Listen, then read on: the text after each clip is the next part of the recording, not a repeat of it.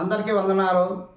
యెరూషలేములో ఉన్న యూదులైనా మనమైనా ఖచ్చితంగా పాత నిబంధన క్రొత్త నిబంధన రెండింటిని కూడా అనుసరించి పాటిస్తేనే పరలోకానికి చేరుకుంటాం. లేని పక్షంలో పరలోకానికి చేరుకునే అర్హత కోల్పోతాము అని వాక్యం ద్వారా ఈరోజు దేవుడు మనతో మాట్లాడుతున్నారు. ఇందు నిమిత్తమై మత్తయి సువార్త 13వ అధ్యాయము 52వ వచనం. ఆయన అందువలన పరలోక రాజ్యంలో శిష్యుడిగా చేరిన ప్రతి శాస్త్రియు తన ధననిధిలో నుండి కొత్త పదార్థములను పాత పదార్థములను వెలుపలకు తెచ్చి ఇంటి యజమాని పోలి ఉన్నాడని వారితో చెప్పాను. చదవబడిన వాక్యం అంతా కూడా దేని కొరకు చెప్పబడుతుందంటే, పరలోక రాజ్యంలో శిష్యుడిగా చేరే ప్రతి శాస్త్రియు అంటున్నారు. ఇక్కడ శాస్త్రి అంటే ఎవరంటే యూదుల్ని శాస్త్రిగా చెప్తున్నారు. అంటే ఇజ్రాయెల్లో ఉన్నటువంటి యూదుల కోసం ఇక్కడ చెప్తున్నారు.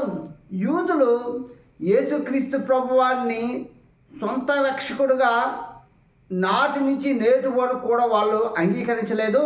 వాళ్ళు క్రొత్త నిబంధనని ఎట్టి పరిస్థితుల్లో కూడా ఇప్పుడు వరకు కూడా పాటించట్లేదు.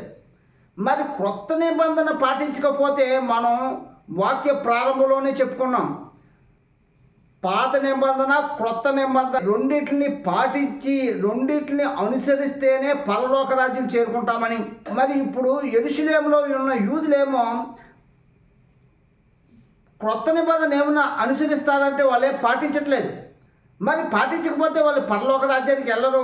అందుకని ఇక్కడ వాక్యం ఏం చెప్పబడుతుందంటే, ప్రతి శాస్త్రియు అంటే యెరూషలేములో ఉన్న ప్రతి యూదుడు కూడా తన ధననిధిలో నుండి క్రొత్త పదార్థము పాత పదార్థము అంటే ఈ పరిశుద్ధ బైబిల్ గ్రంథం అంతా కూడా ధననిధిగా చెప్పబడుతుంది. క్రొత్త పదార్థములు అంటే క్రొత్త నిబంధన, పాత పదార్థములు అంటే పాత నిబంధన, ఈ రెండింటిని కూడా అనుసరిస్తేనే వెలుపులికి చేరగలుగుతావు అని చెప్పబడుతుంది. అంటే పరలోకానికి చేర్చబడతావు అని చెప్పబడుతుంది.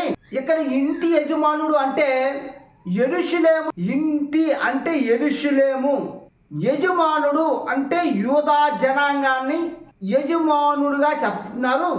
ఇదంతా కూడా ఒక మాటలో చెప్పుకోవాలంటే, ఇశ్రాయేలు ప్రజలు నేటి వరకు కూడా దేవుణ్ణి సొంత రక్షకుడుగా అంగీకరించట్లేదు. తద్వారా వీళ్ళు పరలోక రాజ్యానికి వెళ్ళే భాగ్యాన్ని కోల్పోతున్నారు. వీళ్ళు కాని పరలోక రాజ్యానికి చేరుకోగలగాలంటే ఖచ్చితంగా క్రొత్త నిబంధన పాత నిబంధనని కూడా అనుసరిస్తేనే పాటిస్తేనే పరలోకానికి చేరతారు. లేని పక్షంలో చేరని ఇక్కడ వాక్యం ద్వారా చెప్పబడుతుంది. దేవుడి కొద్ది మాటలు దీవించును గాక. ఆమేన్.